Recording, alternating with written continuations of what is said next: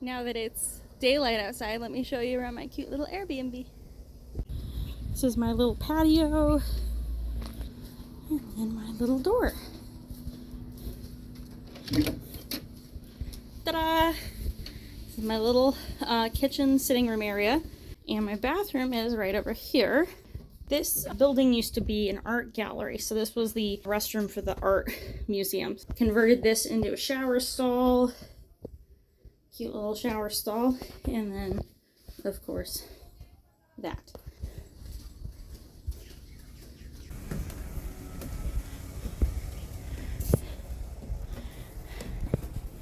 This is my bedroom. That's my little Airbnb on Huahine.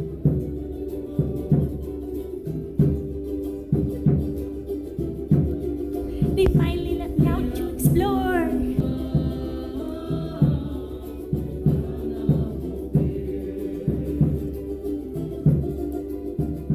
So it's my first full day on Huahine, and I've had quite the adventure. After the chaos of yesterday, I kind of decided that today was going to be my day to do absolutely nothing, and I didn't have anything planned. But my Airbnb host, Marty, came up to me this morning pretty early and said, you know, after hearing you talk about all the stuff that you did yesterday, you seem like the kind of person who likes to do things.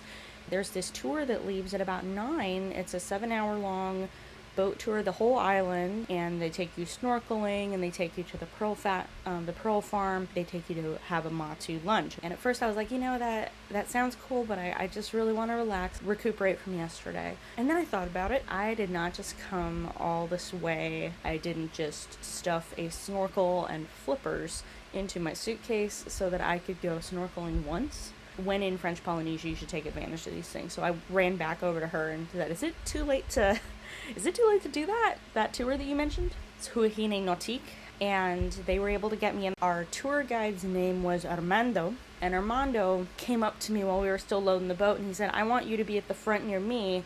My English isn't all that good, and I don't want to have to shout to you all the way at the end of the boat, because you're the only English-speaking American person on this boat. And Armando did a really good job giving, you know, everybody the grand tour in French, and then he would turn to me and just be like, okay, here's what this is. We started kind of up in here, and we came down around here. We stopped and I think did some snorkeling right in here. When I was snorkeling with Captain Benoit, we actually went outside of the reef, which is why all the waves were crazy. In the lagoon on Huahine, the water was very, very calm because we were inside the reef. The coral garden up here was like really shallow. You have to be really careful because you're like right there with a coral. I think it was up to like 6 feet deep. So at times you could like stand on the sand. They said don't touch the coral. If you touch the coral dies. We don't want to do that. We like coral.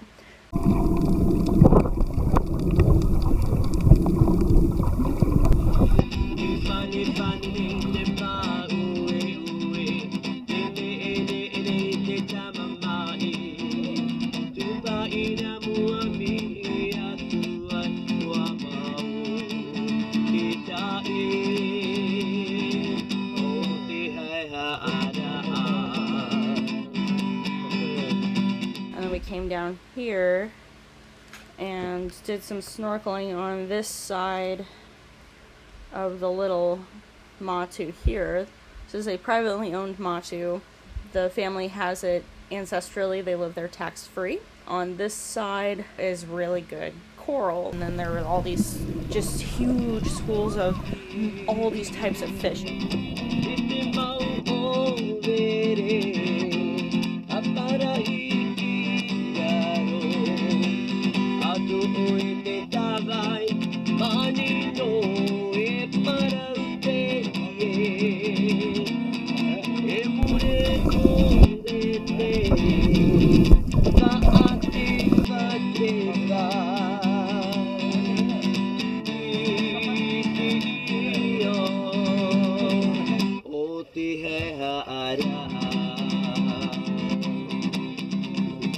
And then after that we came here and we went under the longest land bridge in French Polynesia. It's not very long. I think he said it's like 300 meters.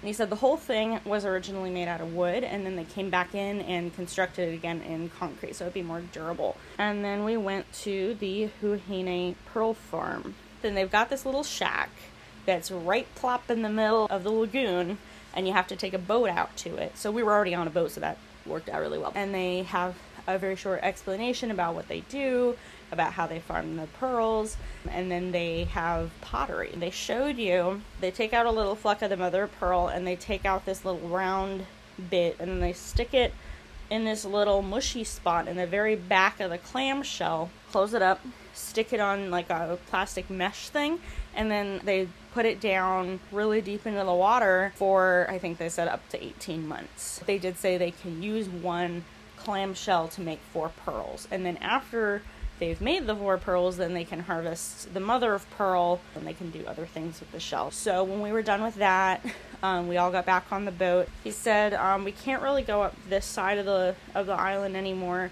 The lagoon has kind of been taken over by the airport. The way he put it was, if we went this way, we'd run into the airplanes, and that wouldn't be fun. And we came down here.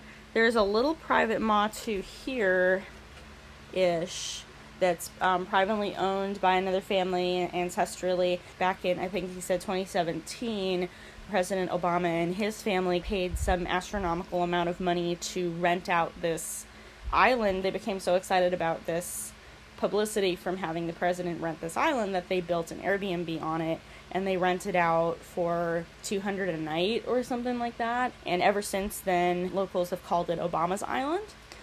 And then we came down in here through the lagoon, and at the very end of this little island, they had picnic tables. We all got out of the boat, and they demonstrated how to make poisson cuit, which is the somewhat unofficial national dish of Tahiti. So you can prepare the marinated fish with any kind of fish. Un peu de citron. On s'en sert pour les pépins. I haven't seen salt produced from Tahiti, you know. Mm-hmm. So the sea salt is coming from Salt Lake City. So you can put any vegetables that you want when you prepare this dish. Today we have carrots, onions, tomatoes, and cucumber.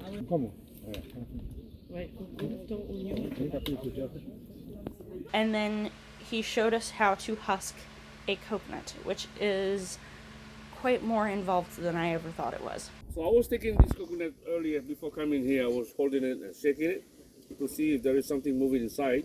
I found out there is water moving inside, so it's good to be used. So this is the front side of the coconut. You must know which side that you have to dehusk first. So first of all, you have to insert the stick halfway in that much. Front side. So the reason why you have to start from the front, this is deeper than the right side.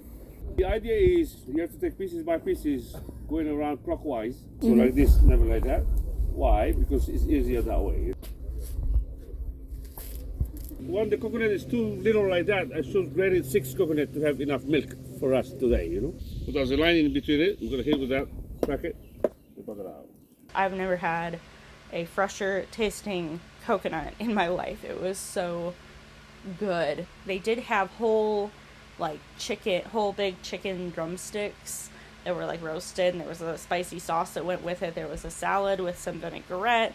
There was rice with saffron, and then they had baguette. They've got baguettes everywhere here. They love baguettes in Tahiti. And we had fresh cantaloupe. It was buffet style. They said, come get seconds, come get thirds, you know, eat as much food as you want. And we did. When everything was cleaned up, we get back on the boat, and we came down this side of the island, and then we came around this little part right here, and then we came back up this side of the coast, all the way back up to where our boat was. On the way back, when we were coming around the other side of the island, Armando, our tour guide, stopped the boat, just like dead in the water, and he was like, there's a ray right there, a stingray, and it just zoomed by like a little rocket. The second time we saw one, our boat was moving, and it moved faster than our boat. And Armando said the manta rays in particular are very rare sightings in Huahine for some reason. If people do come here expecting to see stingrays in the water, they usually tell them to go take a day trip over to Bora Bora, because there are a lot of stingrays over there,